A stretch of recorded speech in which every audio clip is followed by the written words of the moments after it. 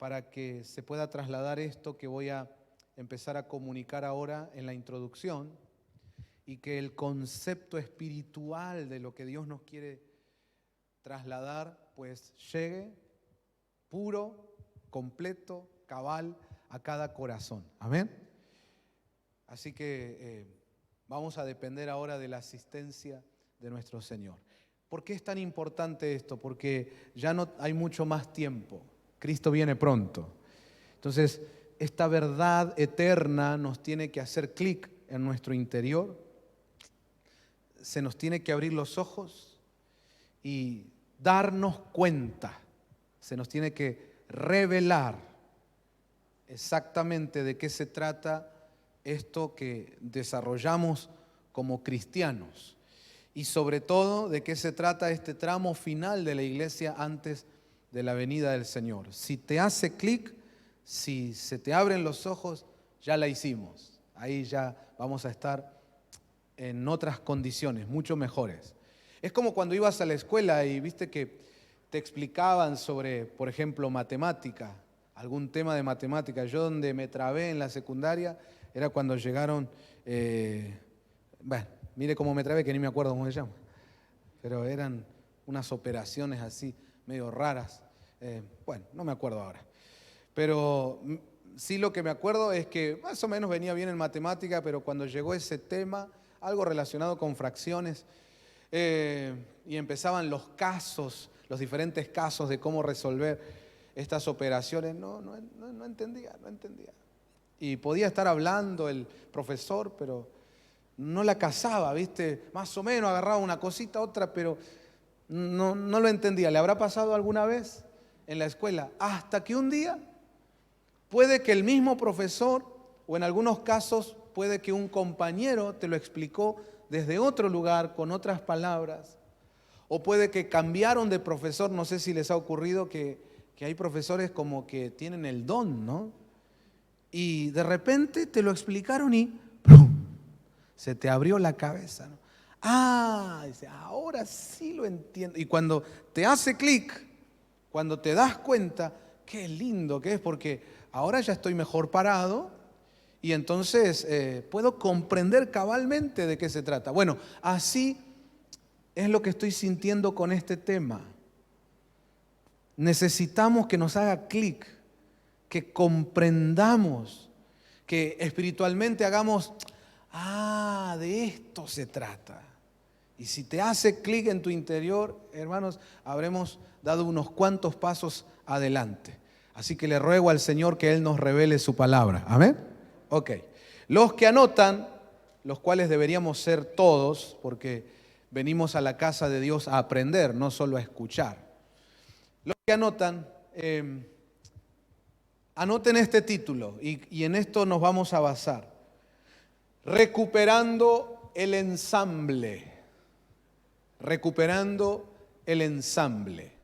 El ensamble entre Cristo y la iglesia. Amén. Ok. Ya vamos a llegar a eso. Ya presenté el punto. Ahora nos vamos a tomar un colectivo, vamos a dar una vuelta y después vamos a regresar al punto. ¿Sí? ¿Me acompañan? Lo aclaro porque ahora van a ver que vamos a ir a un pasaje, nos vamos a pegar una vuelta, hermano, pero después usted va a entender, por qué había que pegar esa vuelta. Apocalipsis capítulo 12 es uno de los pasajes más impresionantes de este libro, que es impresionante. Y vamos a leerlo juntos hoy. Yo tengo la versión Reina Valera 1960. Dice así la palabra de Dios.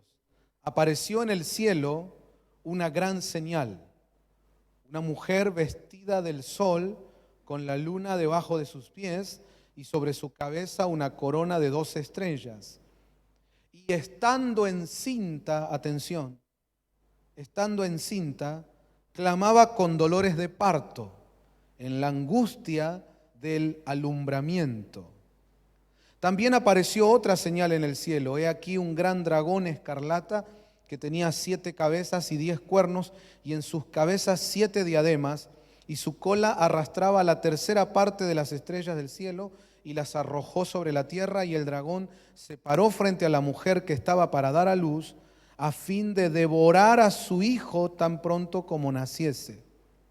Y ella dio a luz un hijo varón que regirá con vara de hierro a todas las naciones, y su hijo fue arrebatado para Dios y para su trono. Y la mujer huyó al desierto, donde tiene lugar preparado por Dios para que allí la sustenten por 1260 días. Después hubo una gran batalla en el cielo. Miguel y sus ángeles luchaban contra el dragón, y luchaban el dragón y sus ángeles, pero no prevalecieron, ni se halló ya lugar para ellos en el cielo, y fue lanzado fuera el gran dragón, la serpiente antigua, que se llama Diablo y Satanás, el cual engaña al mundo entero. Fue arrojado a la tierra, y sus ángeles fueron arrojados con él. Hasta ahí vamos a leer el mítico capítulo 12 de Apocalipsis. Y gracias a Dios por su palabra. Amén. Rápidamente vamos a explicar algunas cosas de escatología como para tener base, estar parados correctamente y luego profundizar un poco más. Ya hemos explicado en otras ocasiones que aquí la mujer es figura de la iglesia. Recuerden que en la Biblia, cuando aparece la palabra mujer, no siempre literalmente se refiere a una persona humana, física, del género femenino, sino que a veces también en la Biblia cuando aparece mujer se refiere a entidades, una entidad espiritual femenina, y en otras ocasiones puede tener que ver con una potestad. Hay diferentes maneras de interpretar eso. En este caso, aquí se refiere a la entidad iglesia. La mujer aquí es la iglesia. Pero la iglesia en el sentido amplio, abarcativo del concepto. Es decir, todo el conglomerado cristiano, toda la cristiandad, todos aquellos que pusieron su fe en Jesucristo y abrieron su corazón para recibirlo a Él como Señor y Salvador. Y entonces conforman el gran pueblo cristiano. Bueno, a eso se refiere aquí cuando habla de la mujer, capítulo 12 de Apocalipsis. Ok, el dragón ya vimos que es Satanás, que en el Edén es la serpiente antigua, pero ahora se manifiesta de esta manera en la visión que tiene Juan. Bien, esta mujer estaba encinta. Recuerden, la mujer es la iglesia global, general, el conglomerado cristiano. Y dice que aparece primeramente un hijo, el cual regirá las naciones. Eso es figura de Jesús. Pero luego hay un punto y coma en la versión o traducción que nosotros leímos, no sé si ahí lo podemos hacer notar en la transmisión también. Dice en el verso 5, ella dio a luz un hijo varón que regirá con vara de hierro a todas las naciones. Eso es figura de Jesucristo. Y luego dice, punto y coma, y su hijo, y ahí la palabra hijo es otra en el original griego. Es decir, cuando vos lees el verso 5 y dice, ella dio a luz un hijo, esa traducción al español, hijo, en el original griego utiliza una determinada palabra. Pero luego del punto y coma, cuando vuelve a decir, y su hijo fue arrebatado, ese hijo es otra palabra griega, porque se está refiriendo a otra entidad. Ya no es Jesucristo, sino que este es un hijo que es arrebatado al cielo. Déjenme entonces, creo que ya lo hemos explicado en otras ocasiones. Recuerden, estamos haciendo bases de escatología para el mensaje de hoy. Este hijo de Apocalipsis 12 que es arrebatado representa al remanente santo, al grupo selecto, a esa iglesia esposa que se va a las bodas del Cordero, que se casa con el Señor. Ellos son los más que vencedores y por eso son arrebatados.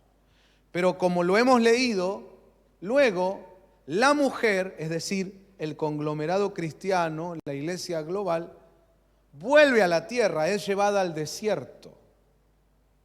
Y dice también el pasaje que acabamos de leer, que Satanás, el dragón, también es expulsado del cielo y viene a la tierra. Ok, ahí ya tenemos bases. Ahora, ¿qué es lo que está explicando Apocalipsis 12? Que el arrebatamiento de la iglesia no se va a dar desde la tierra. Noten por favor, ahí en el verso 1, veámoslo otra vez. Dice, apareció en el cielo una gran señal. Y ahí habla de esta mujer, que es figura del conglomerado cristiano, de la iglesia general.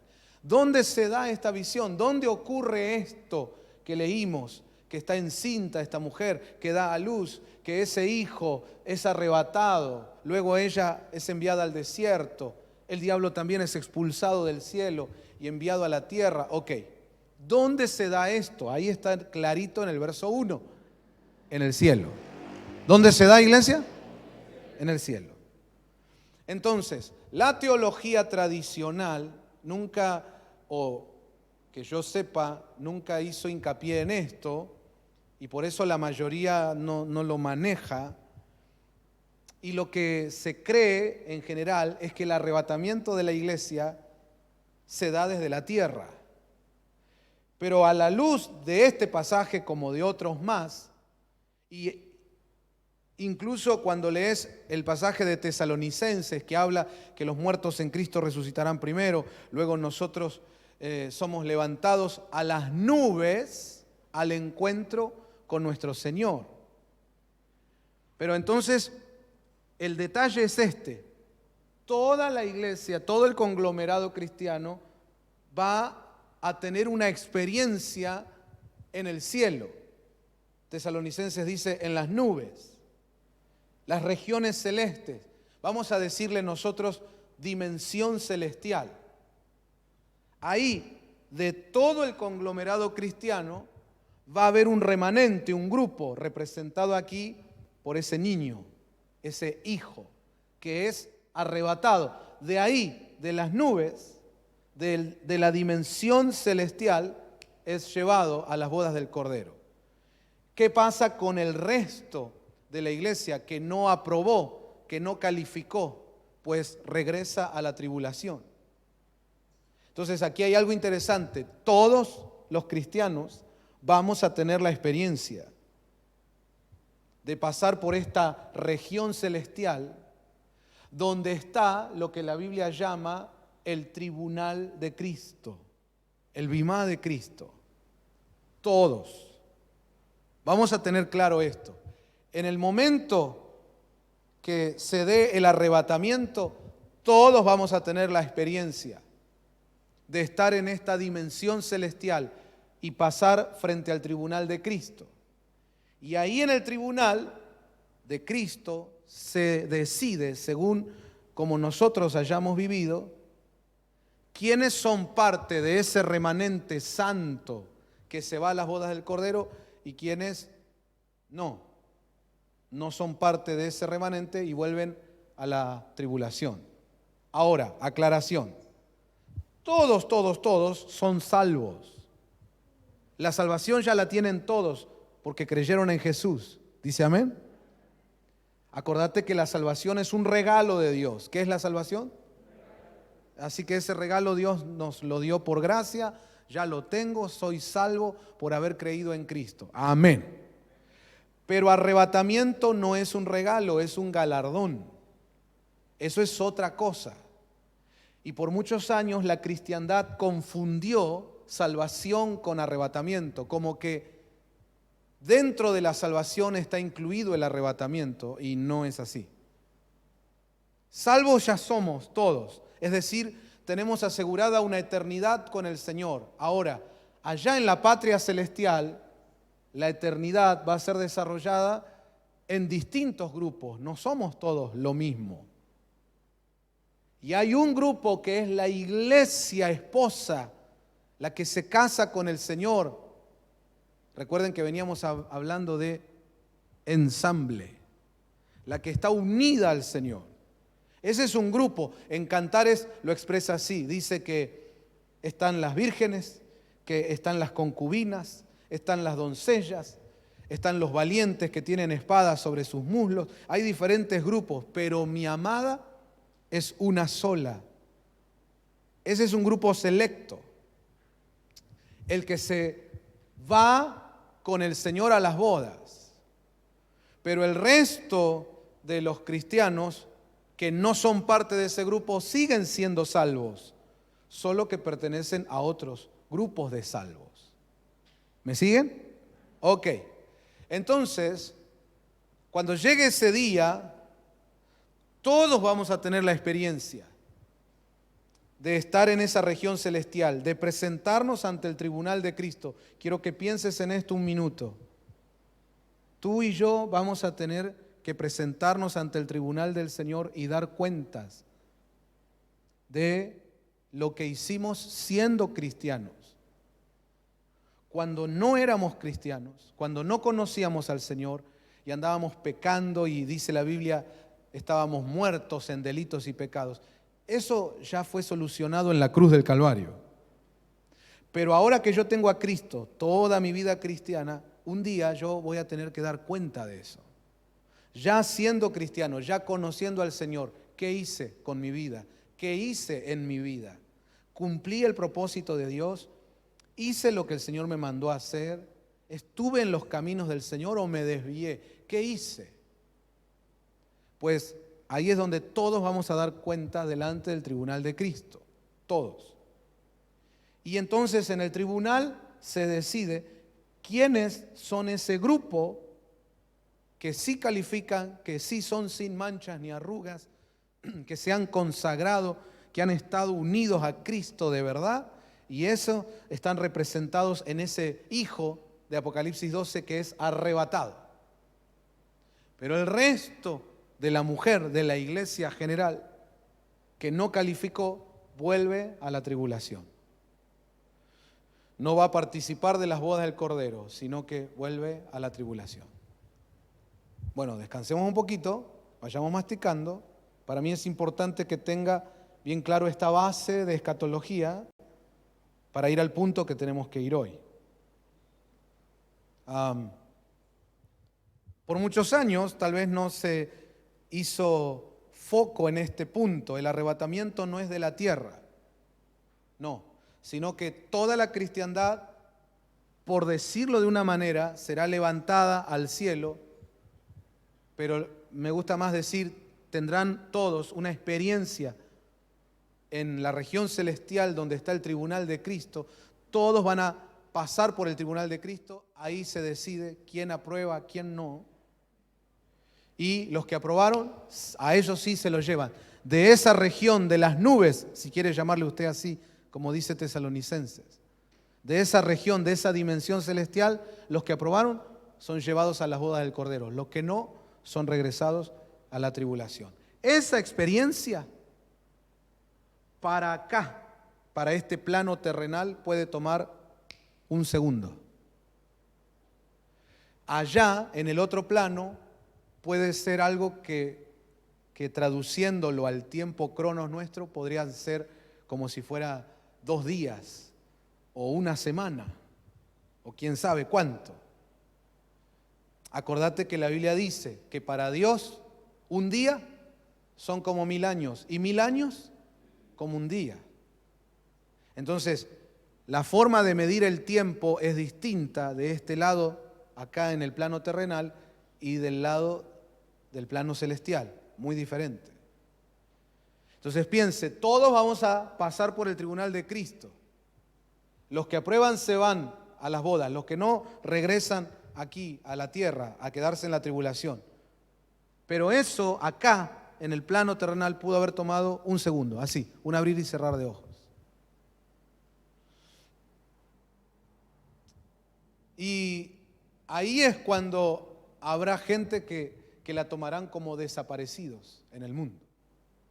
Son los cristianos que estaban preparados, santificados, consagrados, se fueron y se los llevaron a las bodas del Cordero. El resto no, regresa. Ok. Dice la Biblia que esto se va a dar en el cielo. Ahí lo leímos en el verso 1 de capítulo 12 de Apocalipsis. Y si alguien dice, pero, pastor, ¿cómo es esto? Yo lo que tengo entendido es que los que se van son los que estaban bien con el Señor. Y los que no, bueno, ellos se quedan. Sí, ese concepto está bien, pero se decide en el cielo. Por eso todos vamos a tener, todos los cristianos, no todo el mundo, todos los cristianos vamos a tener esta experiencia, pasar por el tribunal de Cristo. Y esa experiencia es en el cielo. Y ahí van a estar todos, los buenos y los malos. Eso te lo dice la parábola de Jesús. Cuando habla de que fueron invitados todos al banquete, buenos y malos, así dice. Y ahí estaban todos, y de repente viene el rey, que representa al padre, porque el banquete era por causa de que el hijo del rey se casaba, era un banquete de bodas. Y eso es figura de lo que va a pasar próximamente allá en los cielos. El Hijo de Dios se va a casar con la iglesia, gloria a Dios. Pero la parábola dice que entonces entra el rey y ve a uno y dice, amigo, así dicen las traducciones nuestras, amigo. En el original, la palabra que aparece es hetairo. No sé por qué la traducen amigo, pero en realidad cuando vos profundizás y buscás el significado de la palabra original, hetairo, se le decía a los prostitutos. Y acordate que espiritualmente el concepto de prostituto es venderte, vender tu ministerio. Hay gente que hace eso, vende su ministerio.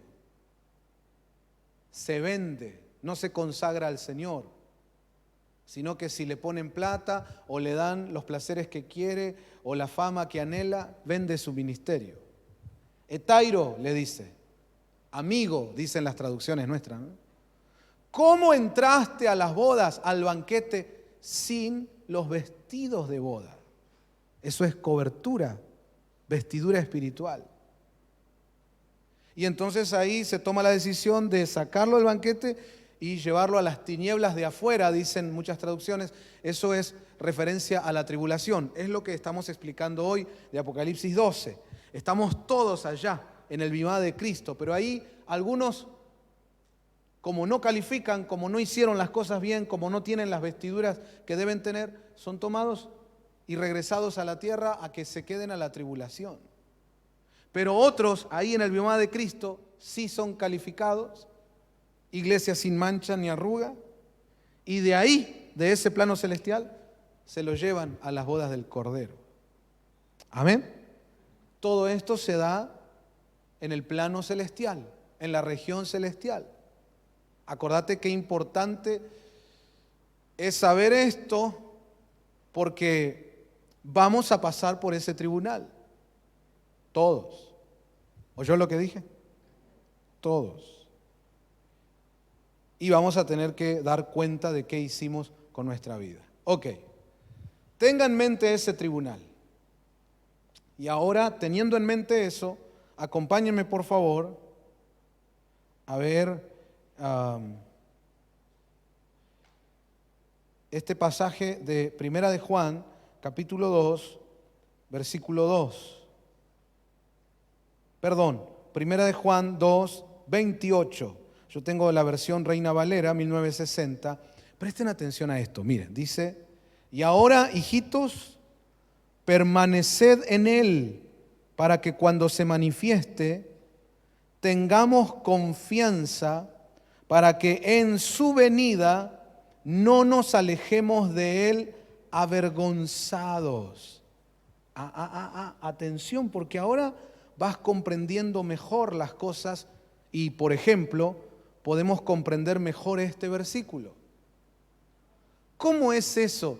Antes de saber lo que hoy explicamos, ¿cómo podíamos entender eso de que cuando venga el Señor, muchos saldrán avergonzados? Era difícil entenderlo. Ahora que hemos explicado lo del bimá de Cristo, lo podemos comprender. Amén. Todos, cuando venga el Señor, todos vamos a dar cuentas en el tribunal. Y algunos, como no estuvieron preparados, como no dan la talla, no califican, siendo cristianos han tenido una vida doble, han estado en pecado, no han sido santos al Señor. Entonces, delante del tribunal de Cristo, ellos saldrán avergonzados y son regresados a la tribulación. Vamos a leer de nuevo este pasaje. Mire qué tremendo, porque para mí es importante enseñar estas cosas, porque gran parte de la iglesia hoy está cayendo en apostasía, poco a poco, se van saliendo de la palabra, saliendo de la verdad de Dios, y una de las cosas que está sucediendo en gran parte de la cristiandad es que esto no se enseña. Y se le traslada a la gente la idea de que está todo bien con Dios mientras vos a tu manera le abras tu corazón a Dios. Incluso son tan abiertos que no solo dicen a Dios, dicen a la deidad, a ese ser superior que vos podés tomarlo como quieras, ¿no? Mira vos qué open mind que son ahora, ¿no? Pero todo eso es engaño. Entonces no se está preparando a la iglesia para la venida del Señor. Una gran cantidad de gente saldrá avergonzada del tribunal de Cristo porque no les avisaron, no los prepararon. Por eso para mí es importante que lo leamos de nuevo. Miren por favor otra vez. Primera de Juan 2:28 dice: y ahora, hijitos, permaneced en Él, para que cuando se manifieste tengamos confianza, para que en su venida no nos alejemos de Él avergonzados. Esto es palabra de Dios. Miren por favor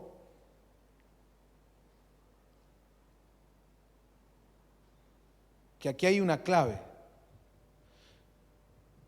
Permanezcan en Él. Permanezcan en Él para que cuando Él venga y nosotros nos tengamos que presentar ante el tribunal de Cristo, lo hagamos confiados, como cuando te toca examen en la escuela y vos vas tranqui, confiado. ¿Por qué? Porque estudiaste. El que no estudió, sí, está nervioso, espera que la profesora falte, que pase algo en el colegio, ¿no? Pero si estás bien, si estudiaste, si estás preparado, estás tranquilo. Eso es lo que dice este pasaje. Amados, permanezcan en Él para estar tranquilos, confiados, y cuando nos toque presentarnos ante el tribunal de Cristo, no salgamos avergonzados. Síganme por favor en esto. Quiere decir que la clave aquí está en permanecer en Él para no salir avergonzado. ¿Quiénes son los que van a salir avergonzados del tribunal de Cristo? Y en vez de irse a las bodas del Cordero, los mandarán a que se queden acá en la tierra la tribulación. ¿Quiénes? Los que no permanecieron en Cristo. Aquí hay una clave: permanecer en Él. Eso es, señoras y señores, el ensamble. ¿Se dan cuenta por qué les dije que íbamos a pegar una vuelta? Pero ahora, yo tengo que estar ensamblado, unido a Cristo. Es la única forma en que voy a estar confiado cuando me toque pasar por el tribunal del Señor, porque si no, lo más probable es que no apruebe y salga avergonzado. Miren, amados hermanos, en Apocalipsis 12, y los que estamos ahí en la transmisión lo pueden volver a poner, ustedes aquí presenciales pueden echar el vistazo otra vez ahí al pasaje. Dentro de los versículos que leímos de Apocalipsis 12, dice que la mujer, acordate que representa a toda la cristiandad, estaba encinta y da a luz. Ese hijo que luego es arrebatado y que ya explicamos que representa el remanente santo que se va a las bodas del Cordero. Ok, entonces la figura que nos está pintando el Señor para que tengamos una idea de cómo es esto, la figura es una mujer embarazada ya a punto de dar a luz, finalmente da a luz. Cuando yo estaba leyendo esto, fui hasta donde estaba Andy, mi esposa, y le hice una consulta. Cuando tuviste a nuestro segundo hijo, Elías, que es el más reciente, tiene 9 años ahora. ¿Cuántos kilos tenías?, le pregunté. Y ella me dijo, en el momento de ir a dar a luz, y con todo lo que había engordado por el embarazo, 70 kilos. Ok. Cuando nació Elías, le pregunté, ¿te acordás cuánto pesó? 3 kilos 500. Ok. Entonces hice cuentas. Y eso representa el 5%. Y me asusté. Ojo, solo es una cuenta que hice. Ojo, no estoy diciendo que así sea. Solo hice cuentas. Y dije, Señor, ¿será que la idea de Apocalipsis 12, de una mujer dando a luz y ese hijo es arrebatado, el resto se queda, nos está mostrando de que es un porcentaje muy chico? 5% de la cristiandad va a aprobar. Si hiciera ese cálculo, es solo un cálculo, no es que la Biblia diga eso, pero sí la Biblia te enseña a calcular, a estimar. Y si ese cálculo fuera así, 5%. Es decir, en una congregación de 100 personas, 5 se van, el resto se queda. Ay, Señor. Se pone bravo la cosa. Bueno, pero después ves en la Biblia que se menciona 4 tipos de terrenos para sembrar la palabra y solo uno era el apropiado, el resto no. Bueno, ahí ya hablamos de un 25%, ya me alegra un poco más. Pero después la Biblia dice que 2 huirán al campo y 1 será levantado, el otro no. 2 estarán en la cama, 1 será levantado, el otro no. Ahí ya es el 50%. Bueno, me da más paz. Pero lo que trato de mostrarles es que es un grupo, es un remanente. Y si nos quedáramos a lo de Apocalipsis 12, ese remanente es pequeño.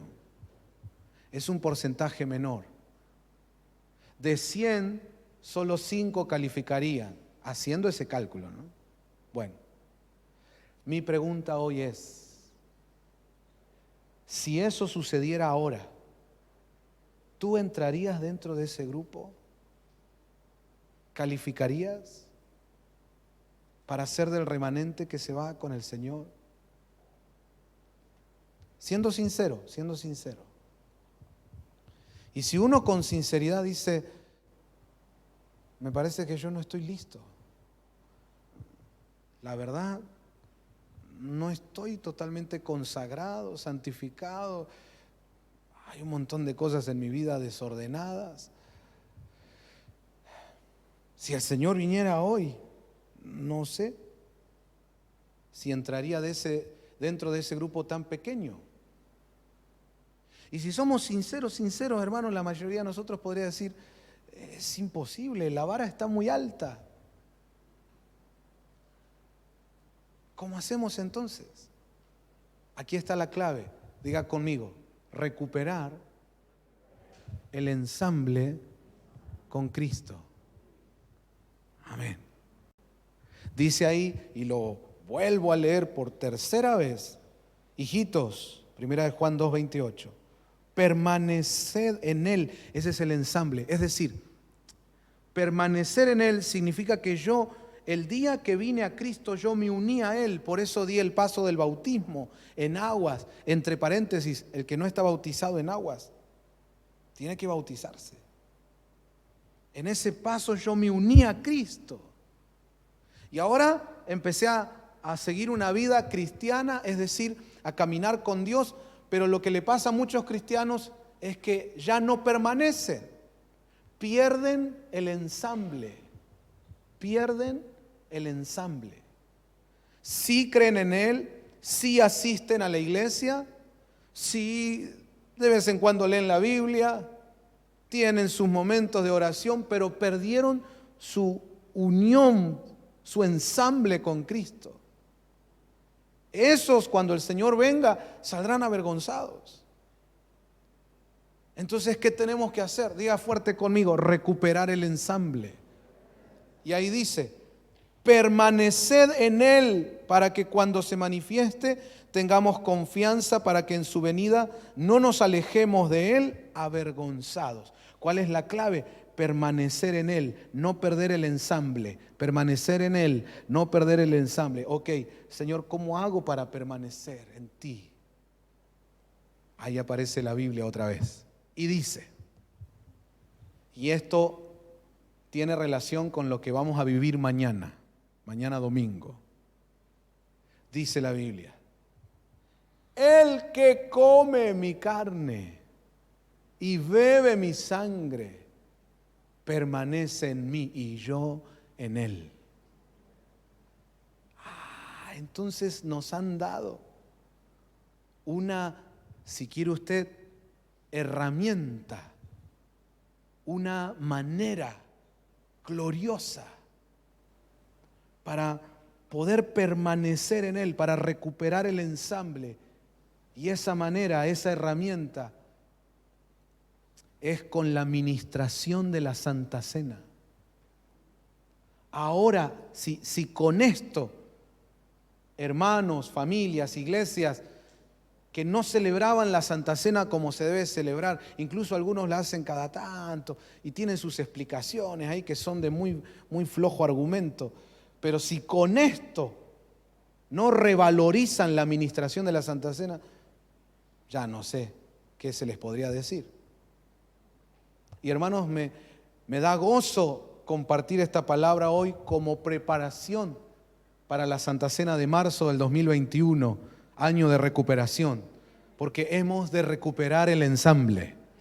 Mañana va a ser un día especial y Dios nos está dando la oportunidad a través de la Santa Cena de volver a unirnos, volver a ensamblarme. ¿Por qué? Porque la Santa Cena, bien tomada dignamente, es decir, haciendo todo lo que se debe hacer en una Santa Cena, que es examinarse a uno mismo, es tener una evaluación profunda y con sinceridad decirle: Señor, perdona mis pecados, Señor, yo te entrego esto, Señor, yo quiero arreglar esto, ponernos a cuentas con Dios. La Santa Cena no es agarrar una copita, un pan, metérselo adentro y que siga el culto. No, señores. Es un momento sagrado, santo, glorioso, donde te están dando la oportunidad de ponerte a cuentas con Dios, es decir, de volverte a ensamblar. Si estabas un poquito salido, un poquito alejado en el área que sea de tu vida, la Santa Cena es una oportunidad que Dios nos da para volver a meternos dentro de Cristo y Cristo dentro de nosotros, y que se nos revele esta verdad de estar ensamblados a Jesús. Mucha gente hoy solo tiene una religión, solo sigue los pasos de la religión evangélica, pero no está ensamblada a Jesús. ¿Cómo me doy cuenta la diferencia, pastor? Bueno, podríamos decir muchas cosas, pero algunas de ellas es que, por ejemplo, te tienen que andar atrás para que busques al Señor, para que te congregues, para que hagas lo que se debe hacer y que es básico, como orar, leer la palabra, llenarse del Espíritu Santo, predicar el Evangelio, ganar otras almas, básico. Pero te tienen que andar atrás haciendo programas en las congregaciones, programa Esteban, programa Felipe, plan San Pablo, qué sé yo, hacer programas y con colorcitos y cosas divertidas para que la iglesia se enganche y en una de esas pueda ganar una almita. Eso te muestra que eso es pura religión. Están moviéndose como una institución terrenal, pero perdieron la vida de Cristo. Ahora, si vos estás ensamblado a Jesús, no necesitas que nadie te esté atrás, arengando, dale, empujándote como con una carretilla para que prediques del Señor. Solo la vida de Cristo va a brotar en ti y solo te va a surgir moverte para que el evangelio sea predicado, para que otros conozcan del Señor. Es como si usted tuviera que estar atrás de alguien, como en las películas, ¿no? Atrás de un matorral, dándole indicaciones a otro para que bese a la supuesta amada o enamorada.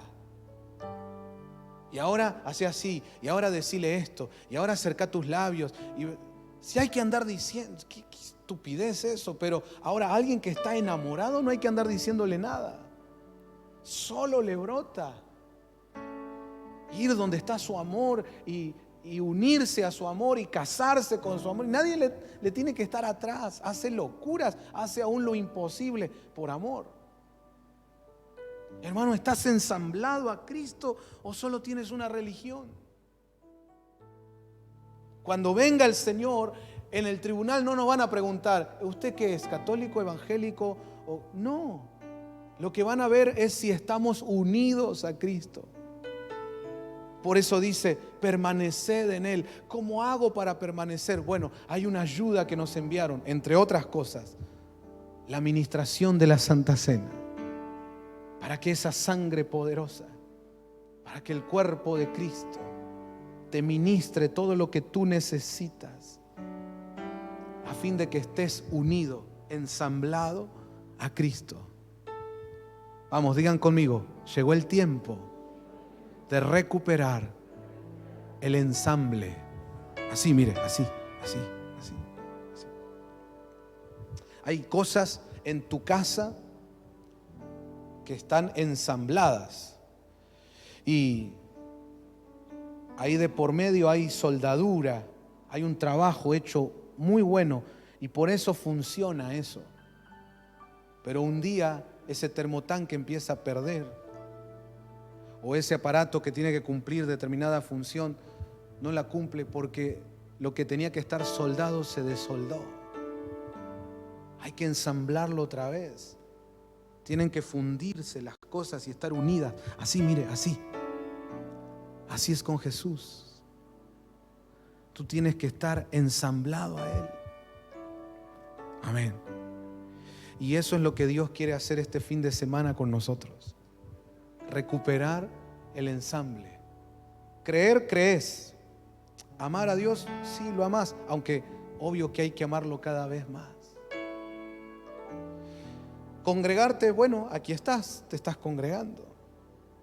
Conoces su palabra, sí, tenés de Dios, sí, pero tal vez perdiste esto, mire, esto. Eso de que respirás su aire, mirás por sus ojos, sentís lo que Él siente. Eso de incluso despertarte a la mañana cantando en otras lenguas, tener visiones, sueños de Dios, así estar con Jesús.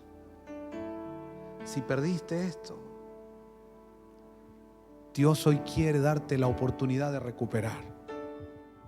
Les invito a inclinar su rostro, a cerrar sus ojos. Oremos juntos.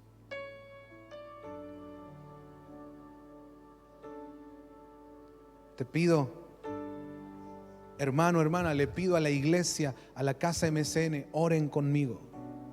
Oremos juntos y roguémosle a Dios, roguémosle, por favor, Señor, ten misericordia de nosotros y ayúdanos a estar unidos a ti. Yo necesito estar unido a ti, pegado a ti, Señor. Quiero recuperar ese ensamble en el nombre de Jesús. Los que están en casa, únanse con nosotros, oren con nosotros. Tienes que estar pegado a Cristo. Recupera tu ensamble. ¿Te acordás lo que eras cuando estabas así con el Señor? ¿Por qué te acostumbraste a vivir un poco despegadito? A que tienes tus momentos de estar con Él, pero después también estás en otras cosas. Llegó la hora de renunciar a esas otras cosas, renunciar al mundo y volver a pegarte a Jesús. Oro esta tarde para que el milagro comience en nuestras vidas. Y los invito a todos a la Santa Cena de mañana. Dios quiere ministrarte de una forma poderosa. Nos está dando la oportunidad de volver a ensamblar. Gracias, Señor, por tu palabra. Gracias, Señor, por lo que estás derramando a la iglesia en este tiempo. Gracias por tu misericordia, por tu gracia, Señor.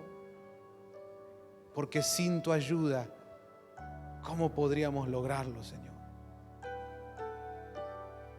¿Cómo alcanzar la meta, Señor?